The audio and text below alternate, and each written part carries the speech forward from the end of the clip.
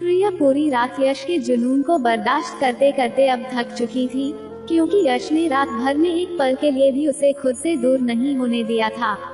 आज शादी की पहली रात थी, इसलिए प्रिया झिझक के मारे यश को इनकार भी नहीं कर पा रही थी, लेकिन यश का जुनून तो खत्म होने का नाम ही नहीं ले रहा था।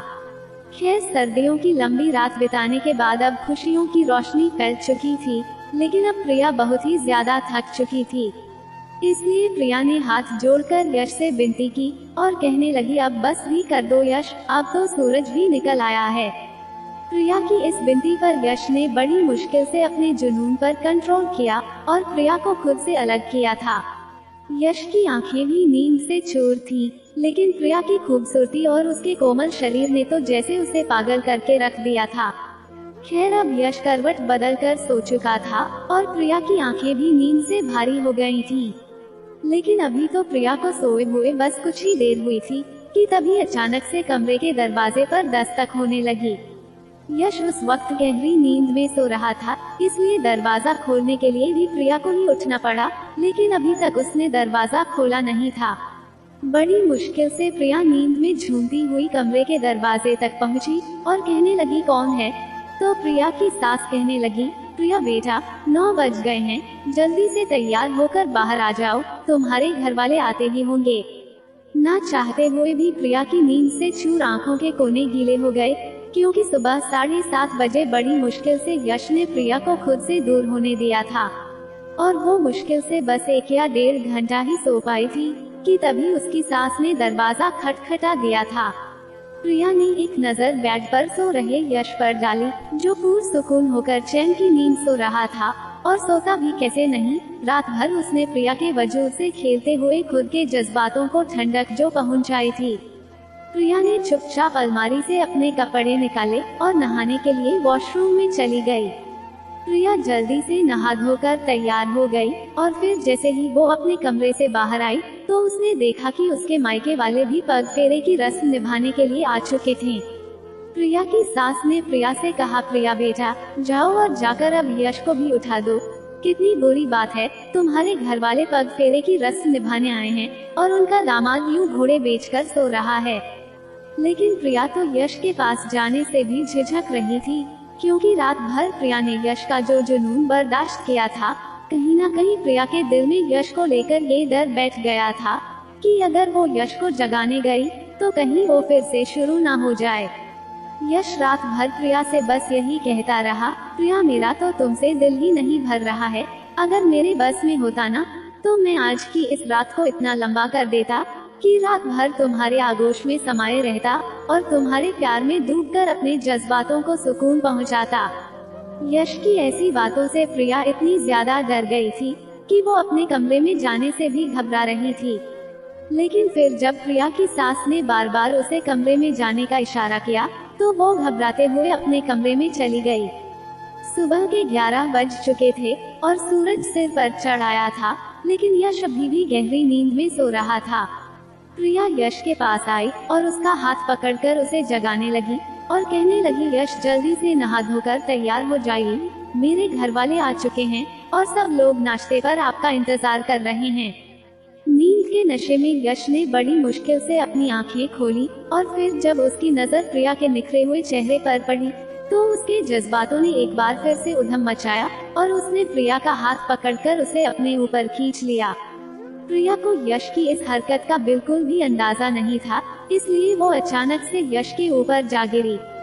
यश ने प्रिया से कहा, प्रिया तुमसे दूर जाने का तो दिल ही नहीं कर रहा है, और ये कमबख्त रिश्तेदार मुझे इसलिए जहर लगते हैं क्योंकि ये लोग पति पत्नी को साथ में समय बिताने देते ही नहीं हैं। तब प्रिया कहने लगी, यश प्लीज छोड़िए मुझे, लेकिन यश ने उसकी एक नहीं सुनी और वो इस बार भी अपनी मनमानी करके ही माना था और उसके बाद ही उसने प्रिया को खुद से अलग किया था।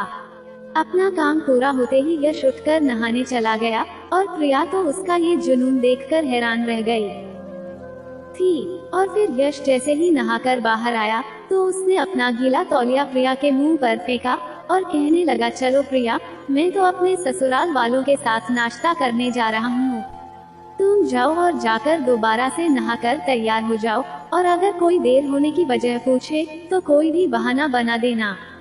प्रिया का दिल तो कर रहा था कि वो जोर जोर से रोने लगे, लेकिन फिलहाल उसके घर वाले बाहर बैठे थे, इसलिए वो चाहकर भी रो नहीं पाई। खैर यश अब कमरे से बाहर जा चुका था और प्रिया भी फिर से नहाकर वही कपड़े पहनकर तैयार हो गई, ताकि किसी को जरा सा भी शक ना हो। प्रिया ने बाहर आकर सबके साथ नाश्ता किया और नाश्ता करने के बाद यश फिर से उसे कमरे में आने का इशारा करने लगा, लेकिन अब वो बहुत ही ज्यादा तंग आ चुकी थी। बस इसीलिए प्रिया यश की माँ के पास बैठकर बातों में व्यस्त रही, लेकिन यश बार बार आंखों से उसे कमरे में जाने का इशारा कर रहा था। प्रिया का दिल बहुत तेजी से धड़क रहा था, क्योंकि यश गुस्से से लाल होकर अपने कमरे में चला गया था और उसने दरवाजे को भी लात मारकर जोर से बंद किया था।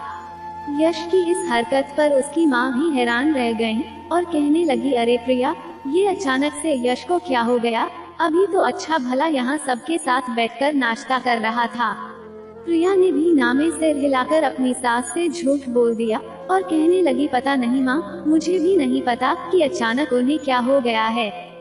जबकि प्रिया अच्छी तरह से जानती थी कि यश के गुस्से की वजह क्या थी, लेकिन प्रिया इस वक्त यश का गुस्सा तो बर्दाश्त कर सकती थी, मगर उसका जुनून नहीं।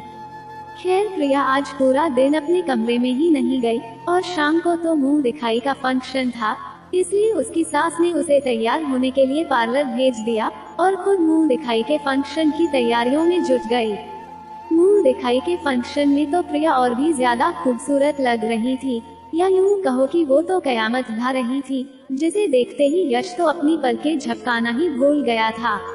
लाल और हरे रंग के कॉम्बिनेशन में मुंह दिखाई का खूबसूरत जोड़ा और मेहंदी से सजे हाथों में लाल और हरे रंग की चूड़ियां और ठीक उसी तरह मेहंदी लगे पैरों में सोने की पायल और ऊपर से मुंह दिखाई का घूंघट उठाने के लिए सिर पर डाली हुई नट की गोल्डन चुनरी, जिसमें से प्रिया का खूबसूरत चेहरा साफ साफ नजर आता था। और फिर जब प्रिया को मुंह दिखाई के फंक्शन के लिए यश के पास बिठाया गया, तो यश ने प्रिया का हाथ कसकर पकड़ लिया और उसके कान के पास आकर कहने लगा, प्रिया, आज तो तुम किसी भी हालत में मुझसे बच नहीं सकती। ये सुनते ही प्रिया का सिर घूमने लगा और उसके माथे पर पसीने की बूंदें साफ साफ नजर आ रही थीं। अगली रात यश ने प्रिया को सोने ही नहीं दिया था और फिर कमरे में ना जाने के डर से प्रिया पूरा दिन अपनी सास के साथ ही बैठी रही थी। ऊपर से मुंह दिखाई का फंक्शन खत्म होते ही प्रिया के घर वाले उसे अपने साथ ले जाने वाले थे, इसलिए प्रिया की सास ने उन्हें भी मुंह दिखाई के फंक्शन के लिए रोक लिया था। हालांकि प्रिया के खानदान की परंपरा के अनुसार बेटी के माँ बाप अगली सुबह को ही अपनी बेटी को पग फेरे की रस्म के लिए अपने घर ले आते हैं और इसीलिए प्रिया के मायके वाले भी सुबह सुबह में ही प्रिया को लेने चले गए थे। मगर जब प्रिया की सास ने उन्हें बताया कि शाम को तो मुंह दिखाई का फंक्शन रखा गया है, तो वो लोग प्रिया को लिए बिना ही वापस लौट रहे थे। लेकिन प्रिया की सास ने उन्हें ये कहकर रोक दिया कि इस तरह से बेटी को लिए बगैर जाना अच्छा नहीं होगा, इसलिए आप लोग मुंह दिखाई के फंक्शन तक रुक जाइए और फिर फंक्शन खत्म होते ही प्रिया को अपने साथ ले जाना। लेकिन अब प्रिया को इतनी नींद आ रही थी कि उसमें बिल्कुल भी हिम्मत ही नहीं थी कि वो आज रात भी यश के साथ जाग सके और उसकी ख्वाहिशों को पूरा कर सके। मुंह दिखाई का फंक्शन खत्म होते ही प्रिया के माँ बाप ने प्रिया को अपने साथ ले जाने की इजाजत मांगी और कहा कि अगले दिन आप प्रिया को वापस ले जा सकते हैं। यश की माँ ने कहा, जी बिल्कुल। ये कहते ही प्रिया की सास ने प्रिया के माथे पर प्यार किया और घर में किसी को भी इस बात से कोई ऐतराज नहीं था, लेकिन प्रिया के जाने की बात सुनकर यश के तो जैसे होश ही उड़ गए थे। यश तुरंत ही कहने लगा, अरे नहीं नहीं, हमारे यहाँ तो ऐसा कोई रिवाज नहीं है कि शादी के दूसरे दिन ही लड़की के माँ बाप उसे अपने साथ ले जाएं। तब यश की माँ ने यश के कंधे पर एक हल्की सी चपत लगाई और कहने लगी, यश बेटा, बड़ों के साथ ऐसा मजाक नहीं करते और न ही इस तरह से बड़ों को जवाब देते हैं। और फिर यश की माँ ने मुस्कुराते हुए प्रिया के माँ पापा से कहा, जी आप यश की बातों का बुरा मत मानना, ये आजकल के बच्चों को तो जरा सी भी शर्म नहीं आती, बस कुछ भी बोल देते हैं, लेकिन आप प्रिया को अपने साथ ले जा सकते हैं। प्रिया भी शायद यही चाहती थी कि वो अपने माँ पापा के साथ अपने घर चली जाए और अपनी नींद पूरी कर ले, क्योंकि दर्द से उसका सिर फटा जा रहा था। प्रिया ने सिर उठाकर यश की ओर देखा और फिर तुरंत ही उस पर से अपनी नजरें हटा लीं। क्योंकि जिस तरह से यश प्रिया को देख रहा था, वो अपनी आंखों के इशारे से यही कहने की कोशिश कर रहा था, प्रिया तुम खुद ही इनकार कर दो कि तुम अपने माँ पापा के साथ अपने मायके नहीं जाना चाहती। लेकिन उसके बाद प्रिया ने तो यश की तरफ देखा ही नहीं और चुपचाप अपने माँ पापा के साथ अपने मायके आ गई। मायके आकर जैसे ही प्रिया ने अपने कपड़े चेंज किए और सोने के लिए बेड पर लेटी, तो उसी वक्त यश का फोन आना शुरू हो गया। प्रिया ने फोन उठाकर अपने कान से लगाया तो यश कहने लगा, प्रिया ये कैसी परंपरा है तुम्हारे परिवार की, और ऐसा कौन करता है भला। तब प्रिया ने कहा, लेकिन यश ये तो एक रस्म है और शादी के बाद हर माँ बाप ये रस्म निभाते हैं। तब यश ने कहा, भाड़ में जाएं ऐसी रस्में, मैं तो इसी वक्त तुम्हें लेने आ रहा हूँ और तुम भी मेरे साथ चुपचाप घर वापस आ जाना। यश बहुत ही गुस्से में था और उसने बहुत ही सख्त शब्दों में प्रिया से ये बात कही थी। तब प्रिया कहने लगी, लेकिन यश आप मेरी बात को समझने की कोशिश तो कीजिए, मैं अपने माँ बाप से क्या बहाना बनाऊंगी। तो यश ने कहा, देखो प्रिया वो सब कुछ मैं नहीं जानता, तुम कोई भी बहाना बना लो, लेकिन तुम अभी और इसी वक्त मेरे साथ घर वापस आओगी। और फिर यश ने प्रिया से कहा, अच्छा प्रिया ये बताओ कि तुमने अभी तक कपड़े तो नहीं बदले हैं ना। तब प्रिया कहने लगी, हाँ यश मैंने तो कपड़े बदल लिए हैं और अब तो मैं बस सोने ही जा रही थी। तब यश ने प्रिया से कहा, प्रिया तो फिर तुम ठीक वैसे ही तैयार हो जाओ जैसे कि मुंह दिखाई के फंक्शन के लिए तैयार हुई थी। प्रिया ने कहा, लेकिन यश अभी तो प्रिया ने अपनी बात पूरी भी नहीं की थी कि तभी यश ने प्रिया को बीच में ही टोक दिया और कहने लगा, देखो प्रिया मैं कुछ भी नहीं जानता, मैं बस तुम्हें लेने आ रहा हूँ और मैं तुम्हें उसी लुक में देखना चाहता हूँ जैसा कि तुम मुंह दिखाई के फंक्शन में तैयार हुई थी।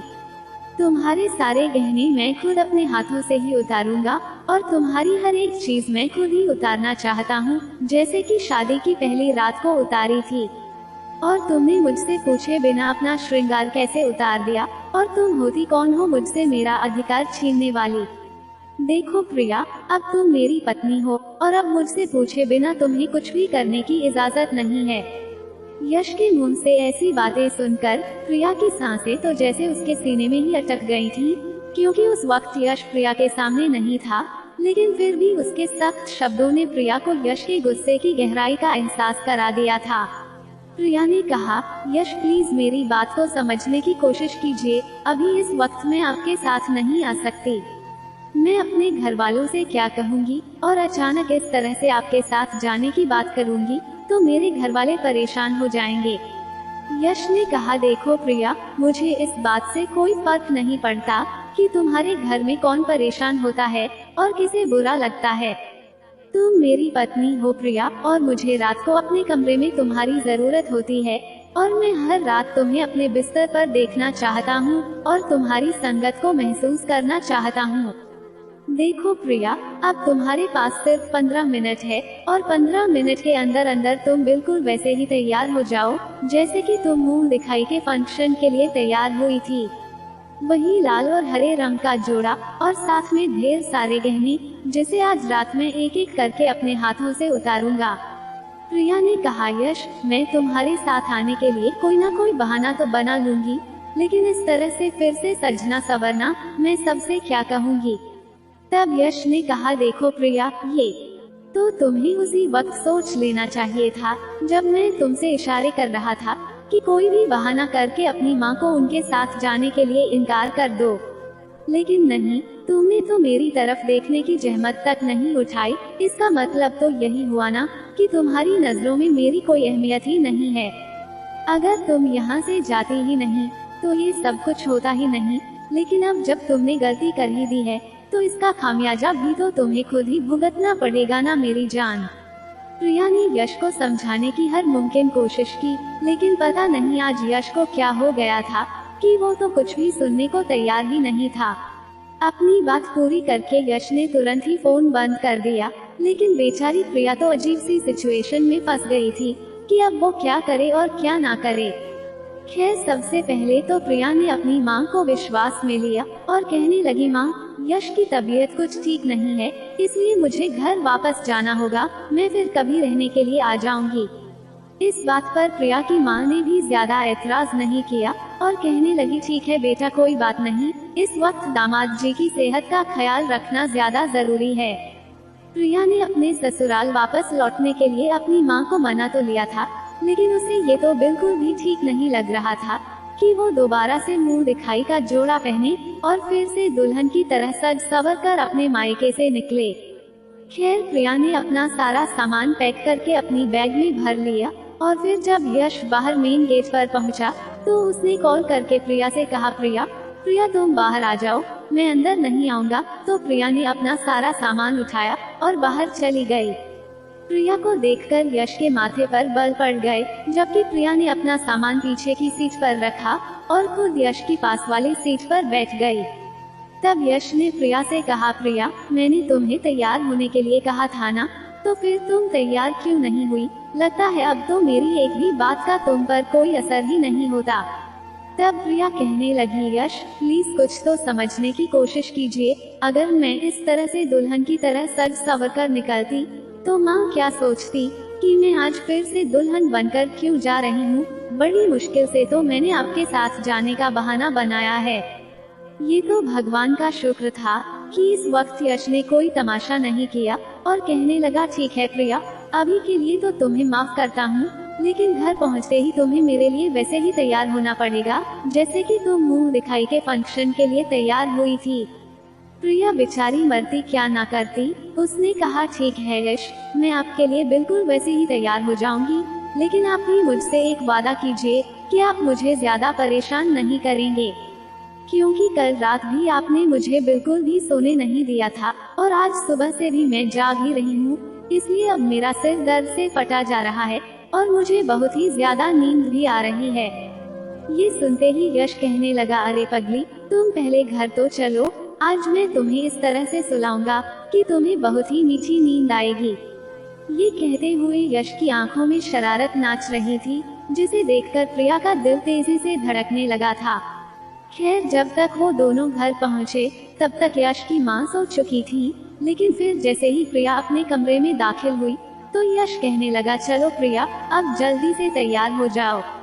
तब प्रिया ने दोबारा से अपना मुंह दिखाई का जोड़ा पहन लिया और मेकअप करके बिल्कुल वैसे ही तैयार हो गई, यहाँ तक कि उसने सारे जेवरात भी पहन लिए थे। और फिर जब प्रिया ने अपना दुपट्टा अपने सिर पर डालने की कोशिश की तो यश उसके करीब आ गया और उसने अपने होंठ प्रिया की गर्दन पर रख दिए और फिर से प्रिया के साथ अपनी मनमानियां करने लगा।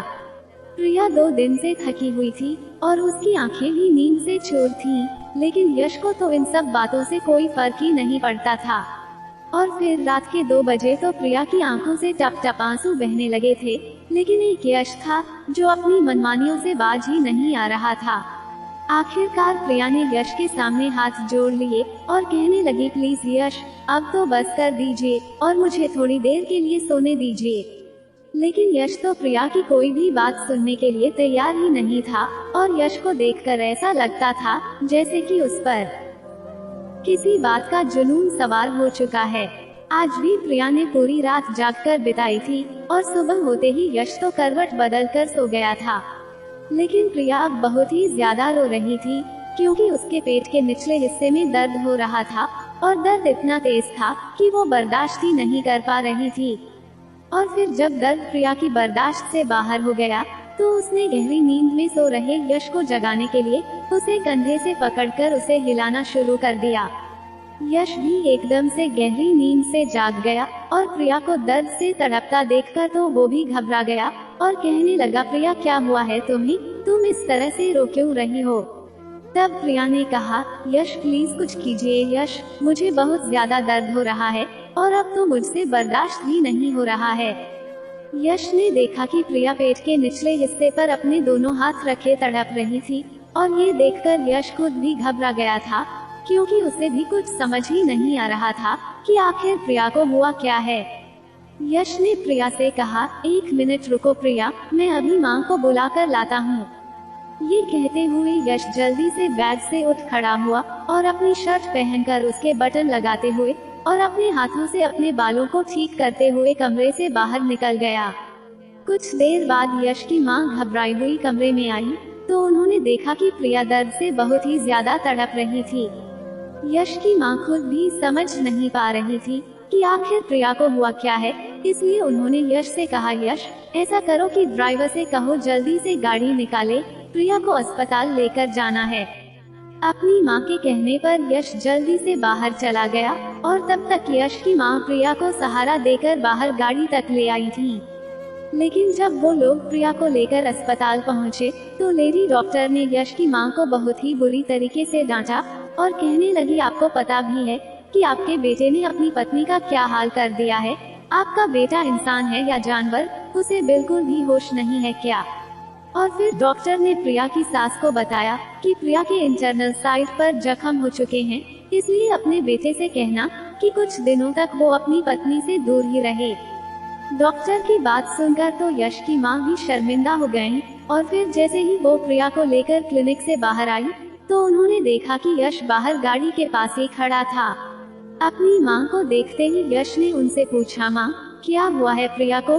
तो उसकी माँ उसे खा जाने वाली नजरों से देखने लगी और फिर कहने लगी, बेशर्म इंसान, ये तो तुझे पता होना चाहिए था, आज तो तूने मुझे बहुत ही ज्यादा शर्मिंदा करके रख दिया है। यश भी शायद कुछ समझ चुका था, इसीलिए अब वो अपनी माँ से नजरें चुराने लगा था। लेकिन फिर प्रिया जैसे ही गाड़ी में बैठी तो उसने अपनी आंखें बंद कर ली, क्योंकि वो 2 दिन से ठीक से सोई भी नहीं थी और ऊपर से दर्द बर्दाश्त करके उसकी हालत और भी ज्यादा खराब हो गई थी। डॉक्टर ने प्रिया को इंजेक्शन तो दे दिया था और साथ ही कुछ मेडिसिन भी लिखकर दी थी ताकि उसके दर्द में कुछ आराम मिल सके। और फिर यश ने जैसे ही अपनी गाड़ी स्टार्ट की तो उसकी माँ कहने लगी, यश प्रिया को उसके मायके छोड़ना है तो गाड़ी को प्रिया के मायके की ओर ले चलो। तब यश ने कहा, लेकिन क्यों माँ? तो उसकी माँ कहने लगी, क्योंकि अब प्रिया 8 दिन तक अपनी माँ के घर पर रही रहेगी और वहीं आराम करेगी।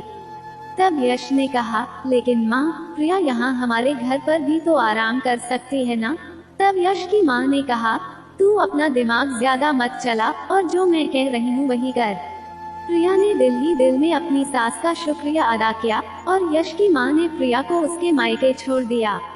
उन्होंने प्रिया की माँ से कहा कि यश की खराब तबीयत की वजह से प्रिया पग फेरे की रस्म पर भी आपके पास नहीं रुक पाई थी ना, इसलिए अब वो 8 दिन आपके पास ही रहेगी। ये सुनकर तो प्रिया की माँ बहुत ही ज्यादा खुश हो गयी, लेकिन उन्हें भी अपनी बेटी के चेहरे पर दर्द के भाव साफ साफ नजर आ रहे थे।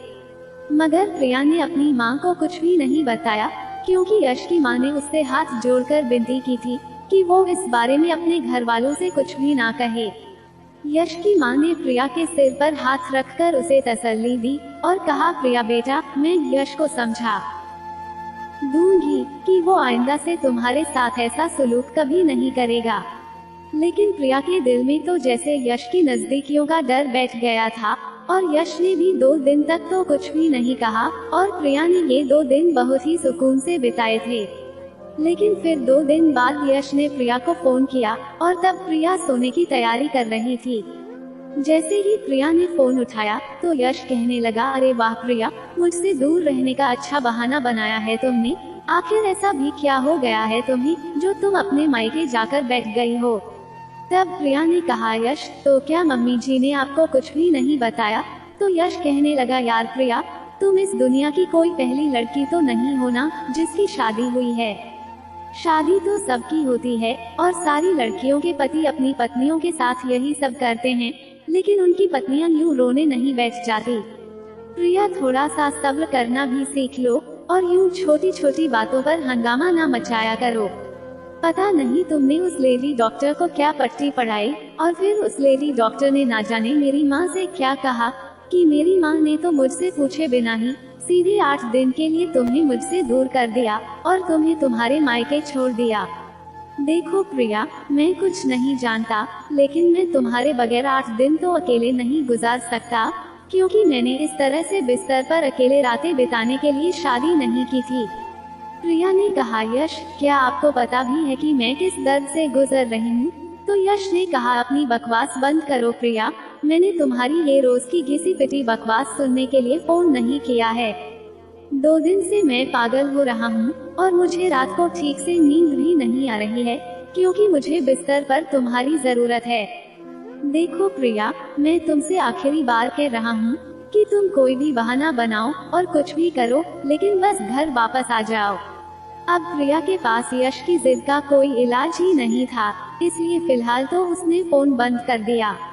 क्योंकि प्रिया पहले से ही अपने दर्द से जूझ रही थी और 2 दिन बाद अब जाकर उसका दर्द कुछ कम हुआ था। लेकिन अब यश उसे दिमागी तौर पर परेशान कर रहा था, इसलिए प्रिया ने सोच लिया था कि अब वो यश का फोन ही नहीं उठाएगी और कोई भी बहाना बना देगी। लेकिन वो भी यश माथुर था, इतनी जल्दी कहाँ वो प्रिया का पीछा छोड़ने वाला था। कुछ दिनों तक तो प्रिया ने यश का फोन उठाया ही नहीं, और जब भी उठाती थी तो कोई ना कोई बहाना बनाकर कह देती थी कि अभी वो बिजी है और कुछ देर बाद फोन करेगी। ऐसे ही करते करते 8 दिन गुजर चुके थे और यश का गुस्से से बुरा हाल हो चुका था। यश की मां ने भी उस पर पाबंदी लगा रखी थी कि वो प्रिया को लेने के लिए नहीं जाएगा, और 8 दिन बाद यश की मां खुद ही प्रिया को घर ले आई थी। और फिर जब प्रिया अपने ससुराल वापस आई तो उसने देखा कि यश का मूड बहुत ही खराब था। यश ने तो प्रिया को देखकर भी अपना चेहरा दूसरी तरफ कर लिया और चुपचाप अपना खाना खाता रहा और बीच बीच में चोर नजरों से प्रिया को देखता रहा। खाना खाने के बाद यश जल्दी ही अपने कमरे में चला गया, क्योंकि उसे ऐसा लगा था कि प्रिया भी जल्दी ही कमरे में आ जाएगी और उसे मनाने की कोशिश भी करेगी। लेकिन जैसे ही प्रिया खाने के बाद फ्री हुई तो यश की मां ने प्रिया को अपने कमरे में बुलाया और कहने लगी, प्रिया बेटा, मैं अपने बेटे के किए पर बहुत ही ज्यादा शर्मिंदा हूँ, लेकिन तुम्हें भी मुझे सब कुछ बता देना चाहिए था। तब प्रिया कहने लगी, मम्मी जी, मुझे खुद भी इन बातों का इतना कुछ पता नहीं था, लेकिन फिर भी मैं यश को समझाने की बहुत कोशिश करती थी, लेकिन यश तो मेरी कोई भी बात सुनते ही नहीं थे। तब यश की मां कहने लगी, प्रिया बेटा, लेकिन अब तुम बिल्कुल भी फिक्र मत करना, क्योंकि मैंने यश को खूब अच्छे से समझा दिया है और उसे बहुत डांटा भी है कि आइंदा वो तुम्हारे साथ ऐसा सलूक नहीं करेगा। लेकिन कोशिश करके तुम भी अपने कमरे में जरा देर से ही जाया करो। तो प्रिया कहने लगी, ठीक है मम्मी जी, जैसा आप कहेंगी मैं बिल्कुल वैसा ही करूँगी। और फिर प्रिया कुछ देर तक तो अपनी सास के कमरे में ही बैठी रही और इधर उधर की बातें करती रही, जबकि यश अपने कमरे में बैठा गुस्से से आग बबूला हो चुका था, जो ना जाने कितनी देर से प्रिया के आने का इंतजार कर रहा था। और फिर जब रात को 11 बजे प्रिया अपने कमरे में आई तो उसने देखा कि यश अपने लैपटॉप पर ना जाने क्या क्या टाइम पास कर रहा था। प्रिया को देखकर यश को बहुत ही ज्यादा गुस्सा आया, और फिर जैसे ही प्रिया कमरे में दाखिल हुई तो यश ने कहा, प्रिया, दरवाजा बंद करके लॉक कर दो। आज यश बहुत ही ज्यादा गुस्से में था, जिसे देखकर प्रिया बुरी तरह से घबरा गई थी। प्रिया ने भी चुपचाप से दरवाजा बंद करके लॉक लगा दिया और धीरे से चलते हुए बेड की दूसरी तरफ आ गई। प्रिया के बेड के पास आते ही यश ने बहुत ही गुस्से से अपना लैपटॉप बंद किया और उसे साइड टेबल पर रखते हुए कहने लगा, प्रिया, आखिर तुम अपने आप को समझती क्या हो और तुम्हारी नजरों में मेरी क्या अहमियत है। तब प्रिया ने कहा, यश, आप मेरे पति हैं और मैं आपकी बहुत ही ज्यादा इज्जत भी करती हूँ, लेकिन आपको भी मेरा कुछ तो ख्याल रखना चाहिए था ना। आपको पता है ना कि मैं 8 दिन से मेडिसिन खा रही हूँ। तब यश ने कहा, देखो प्रिया, अब तुम भी मेरे सामने अपनी ज्ञान की किताब खोलकर मत बैठना, क्योंकि मैं पहले ही अपनी माँ से बहुत लंबा लेक्चर सुन चुका हूँ। भाड़ में जाओ तुम और तुम्हारा ये ज्ञान। तुम कोई अकेली लड़की नहीं हो जिसके साथ ये सब हो रहा है। सारे पति अपनी पत्नियों के साथ इसी तरह से रहते हैं, लेकिन वो सब तुम्हारी तरह हंगामा खड़ा नहीं करती। इतना कहकर यश ने अपना तकिया ठीक किया और दूसरी तरफ मुंह करके लेट गया। यश का ऐसा रवैया देखकर प्रिया की आंखों में मोटे मोटे मोती चमकने लगे, जिसे प्रिया ने अपने अंदर ही कहीं छिपा लिए थे। और फिर प्रिया खुद को संभालते हुए खुद ही यश के पास आ गई, लेकिन यश तो दूसरी तरफ मुंह करके लेटा हुआ था और बहुत ज्यादा गुस्से में भी था। प्रिया ने यश की बाजू पर अपना हाथ रखा तो यश ने झटके से प्रिया के हाथ को पीछे धकेला और कहने लगा, प्रिया, दूर रहो मुझसे और मुझे हाथ लगाने की कोशिश भी मत करना। तुम्हारी डॉक्टर ने तुम्हें आराम करने के लिए कहा है ना, तो जाओ और जाकर आराम करो। आज के बाद मैं तुम्हें कुछ भी नहीं कहूँगा। तब प्रिया ने कहा, प्लीज यश, आप मुझसे नाराज मत होइए ना। तो यश कहने लगा, प्रिया तुम्हें क्या फर्क पड़ता है मेरे नाराज होने से। तब प्रिया कहने लगी, यश फर्क क्यों नहीं पड़ेगा भला, फर्क पड़ता है मुझे, और बहुत ज्यादा फर्क पड़ता है, क्योंकि मैं आपकी पत्नी हूँ और आपसे प्यार करती हूँ, और अगर आप मुझसे मुंह मोड़कर लेट जाएंगे तो फिर मुझे तो फर्क पड़ेगा ही ना। बस प्रिया के इतना कहते ही यश ने उसकी तरफ अपनी करवट बदली और कहने लगा, प्रिया क्या सच में तुम्हें फर्क पड़ता है, और क्या तुम्हें पता है कि मैं तुमसे नाराज हूँ। तब प्रिया ने कहा, हाँ यश, मुझे नजर आ रहा है कि आप मुझसे नाराज हैं। यश आपका मुंह गुब्बारे की तरह फूला हुआ है और आप तो मुझे देख भी नहीं रहे हैं, तो जाहिर है कि आप मुझसे नाराज ही हैं ना। तब यश प्रिया के बालों में अपनी उंगलियां चलाते हुए कहने लगा, प्रिया अब जब तुम्हें पता ही है कि मैं तुमसे नाराज हूँ तो फिर मुझे राजी नहीं करोगी क्या। ये कहते हुए यश की आंखों में शरारत नाच रही थी, जिसे देखकर प्रिया के दिल की धड़कनें तेज हो गई थी, क्योंकि वो अच्छी तरह से जानती थी कि यश को किस चीज से खुशी मिलती है। प्रिया ने जल्दी से यश के चेहरे से अपनी नजरें हटाईं और कहने लगी, यश चलो ऐसा करते हैं कि आज हम पूरी रात एक दूसरे से बातें करते हैं। तब यश ने कहा, नहीं प्रिया, बातों से तो तुम मुझे राजी नहीं कर सकती, मुझे राजी करने के लिए तुम्हें कुछ और करना होगा। यश की इस फरमाइश को टालने के लिए प्रिया इधर उधर की बातें करने लगी, लेकिन यश भी उसकी बातों को सुना अनसुना कर रहा था। थोड़ी देर बाद यश खुद ही प्रिया के करीब आने लगा, तो प्रिया तुरंत ही उठकर बैठ गई और कहने लगी, प्लीज यश आज नहीं। तब यश कहने लगा, प्रिया मेरे जरा सा हाथ लगाने पर ही तुम्हारी जान क्यों निकलती है। प्रिया मैं तुम्हारा पति हूँ, और अगर मैं तुम्हारे करीब नहीं आऊँगा तो फिर और कहाँ जाऊँगा। क्या तुम चाहती हो कि मैं दूसरी औरत के पास चला जाऊँ? नहीं ना। देखो प्रिया, तुम मेरी पत्नी हो और मैं तुमसे बहुत ही ज्यादा प्यार करता हूँ, इसलिए मैं अपना प्यार, अपना जुनून और अपनी शिद्दतें सिर्फ और सिर्फ तुम पर ही लुटाना चाहता हूँ। लेकिन जब तुम मुझे अपने पास आने से मना कर देती हो ना, और मुझसे दूर जाने के बहाने ढूंढती रहती हो, तब तुम्हारी इस तरह की हरकतें मेरी जिद को और भी ज्यादा बढ़ाती हैं और कुछ नहीं करती। और फिर जब एक आदमी अपनी जिद पकड़ लेता है ना, तो फिर उसे सही गलत कुछ भी नहीं दिखता, वो तो बस अपनी जिद पूरी करने पर उतर आता है। चलो अब बहुत हो गई बातें, आओ अब मेरे पास आओ और मुझे वैसे ही मनाओ जैसे मैं राजी हो सकता हूँ। देखो प्रिया, अगर तुम मेरे पास नहीं आओगी ना, तो मुझे तुम्हारे पास आना पड़ेगा, और फिर जब मैं तुम्हारे पास आऊँगा ना, तो फिर से तुम्हें अस्पताल ले जाना पड़ेगा। पता नहीं उस लेडी डॉक्टर को भी तुमने कितने पैसे दिए होंगे, वो सब कुछ कहने के लिए, ताकि तुम्हें मुझसे दूर रहने का मौका मिल जाए। ये जो तुमने अपने पति से दूर रहने के नए नए तरीके खोज लिए हैं ना, मैं तुम्हारी चालें अच्छी तरह से जानता हूँ। पता नहीं तुम अपनी ये खूबसूरती किसे दिखाना चाहती हो। पता नहीं यश बात को कहां से कहां ले गया था, जिसे सुनकर प्रिया बहुत ही ज्यादा परेशान हो गई थी। और होती भी क्यों नहीं, जब एक पति अपनी पत्नी के चरित्र पर सवाल उठाता है ना, तो चोट सीधे दिल पर लगती है। बिल्कुल ऐसी ही चोट प्रिया के दिल पर भी लगी थी, क्योंकि अब उंगली उसके चरित्र पर उठाई गई थी। प्रिया ने एक गहरी सांस लेकर अपनी आंखें बंद कर ली और अपने आप को यश के हवाले कर दिया। यश ने आज भी प्रिया को पूरी रात सोने नहीं दिया था, और जैसे ही प्रिया अपनी आंखें बंद करती तो यश उसके गालों को थपथपाना शुरू कर देता था और कहता था, प्रिया तुम्हें सोने की बिल्कुल भी इजाजत नहीं है, मेरी तरफ देखो प्रिया, और मेरे जज्बातों को ठंडा करने में मेरा साथ दो। प्रिया को ऐसा लगता था जैसे कि उसका जीवन साथी बिल्कुल भी बेरहम है और उसे अपनी पत्नी की तकलीफ से कोई मतलब ही नहीं है। हालांकि अगर प्रिया थोड़ा सा भी ऐतराज करती तो यश का जुनून और भी ज्यादा बढ़ जाता, जिसे बर्दाश्त करना प्रिया के बस की बात नहीं थी, क्योंकि फिर जिद में आकर यश ना तो प्रिया को सोने देता था और न ही खुद सोता था। यश के पापा का अपना कारोबार था, इसलिए यश ऑफिस देर से ही जाता था, कभी 10 बजे तो कभी 11 बजे।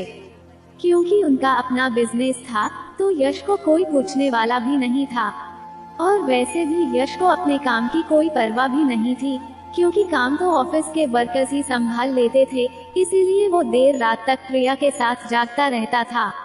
और फिर नतीजा ये हुआ कि 15 दिनों के अंदर अंदर ही प्रिया कमजोर पड़ने लगी थी और उसके चेहरे की रौनक अब पूरी तरह से खत्म होने लगी थी।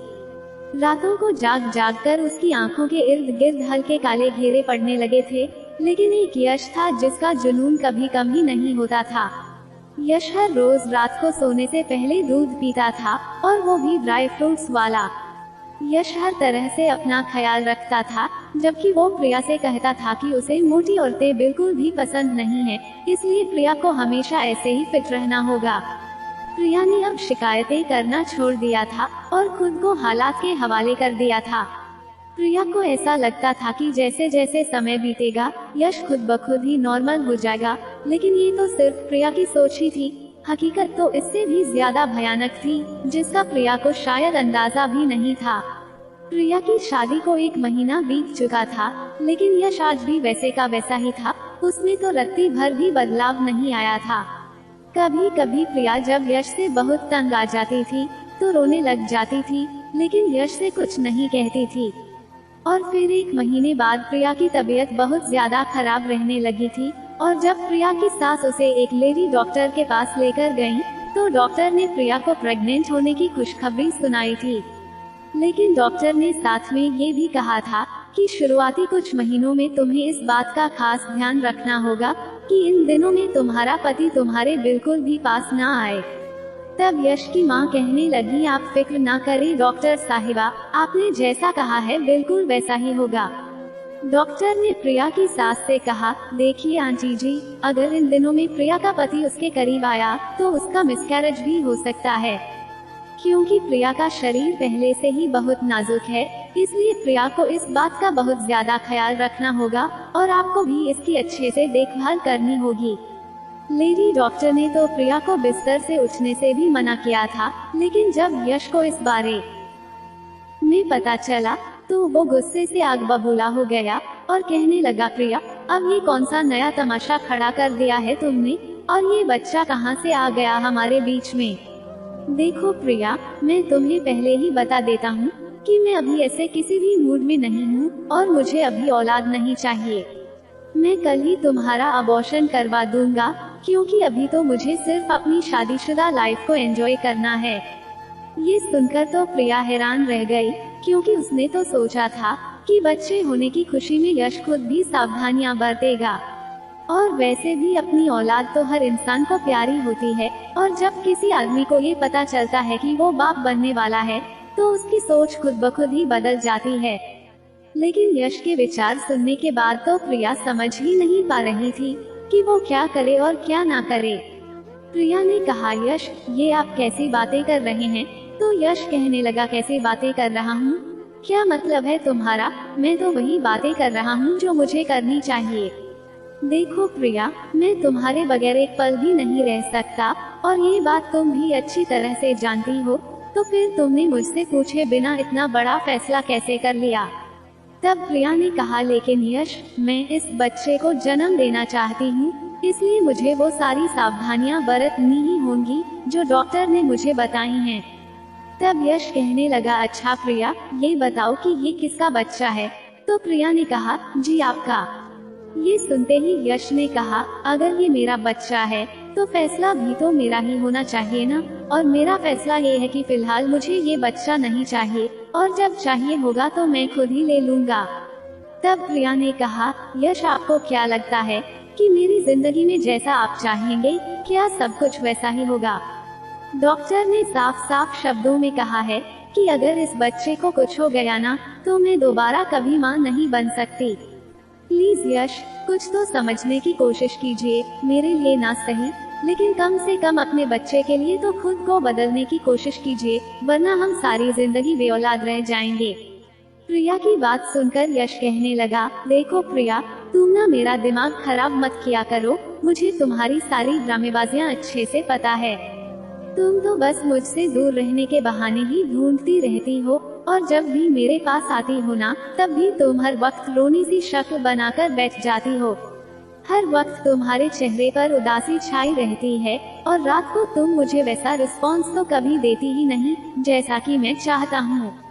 तब प्रिया ने कहा, यश, तो अब मैं और क्या कर सकती हूँ आपके लिए? हमारी शादी को 1 महीना हो चुका है और इस 1 महीने में मैं ठीक से सोई भी नहीं हूँ, और फिर भी आपको लगता है कि मैं आपको रिस्पॉन्स नहीं देती। यश कहने लगा, हाँ प्रिया, तुम मुझे वैसा रिस्पॉन्स नहीं देती, इसीलिए तो आज तक तुम मुझे सैटिस्फाइड ही नहीं कर पाई हो, और आज तक मुझे जैसा चाहिए वैसा सैटिस्फैक्शन तुमसे मिला ही नहीं है।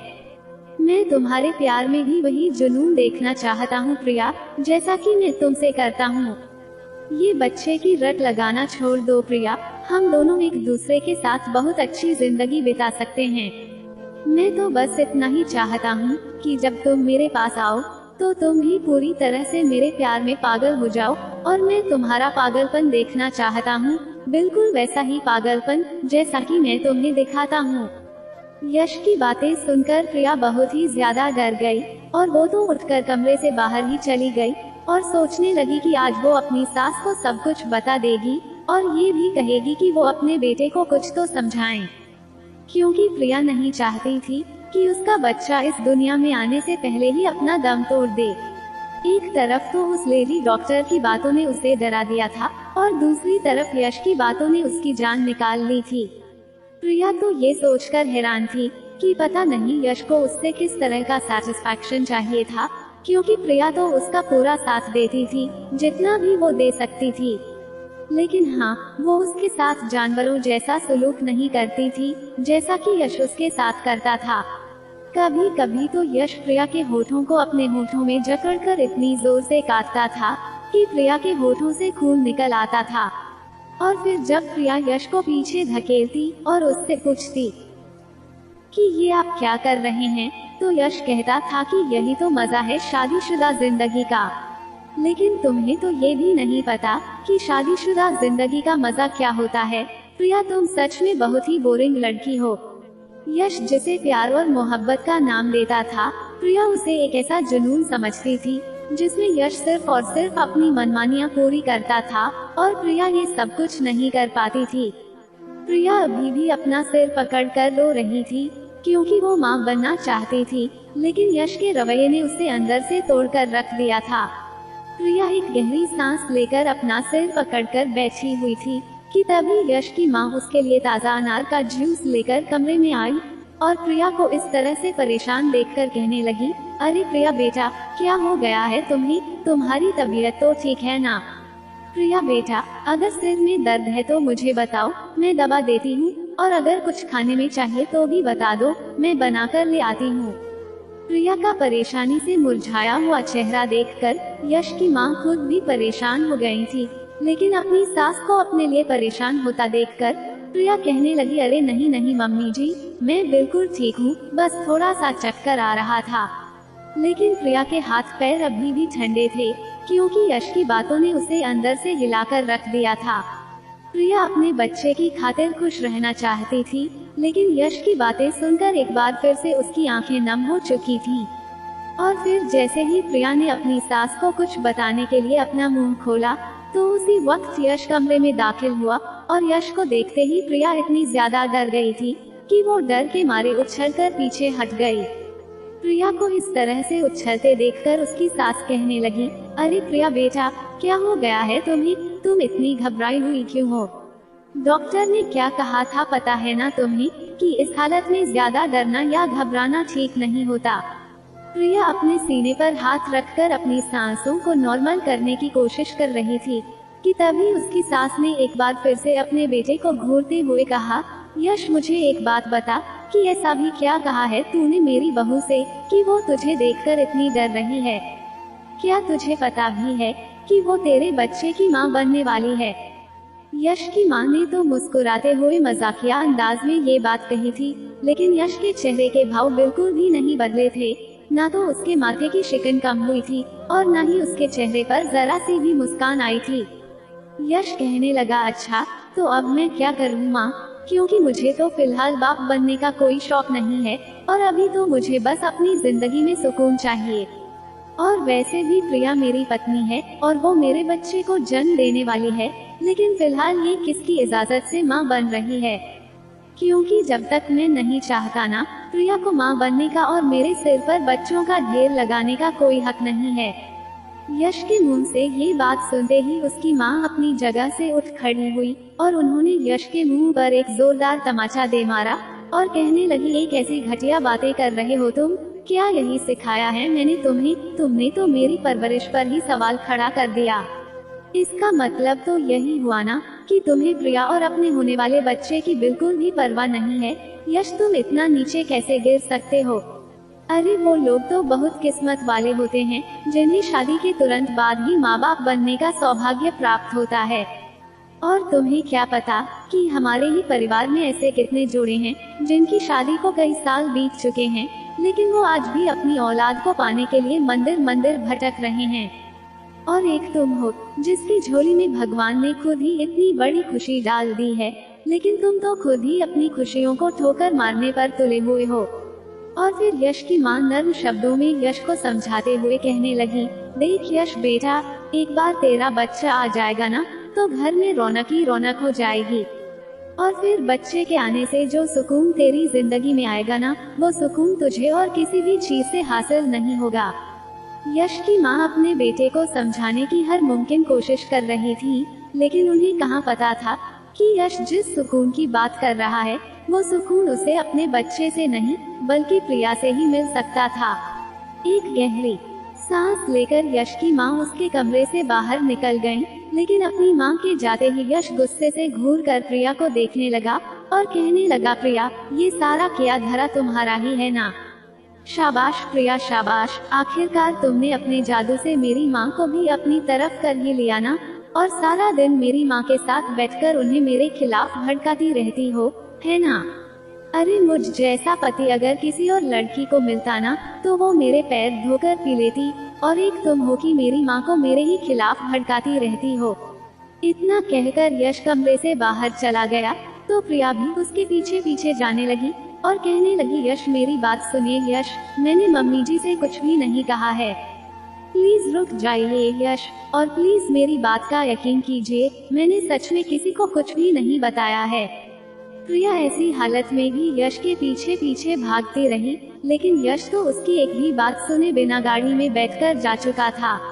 और फिर जब यश की मां ने प्रिया को इतना तेज तेज चलते हुए देखा तो उन्होंने प्रिया का हाथ पकड़ा और उसे अपने कमरे में ले जाकर कहने लगी, जाने दो उसे प्रिया बेटा, पता नहीं इस लड़के के दिमाग में क्या चलता रहता है, लेकिन फिलहाल तो तुम उसे छोड़कर बस अपनी सेहत का ख्याल रखो।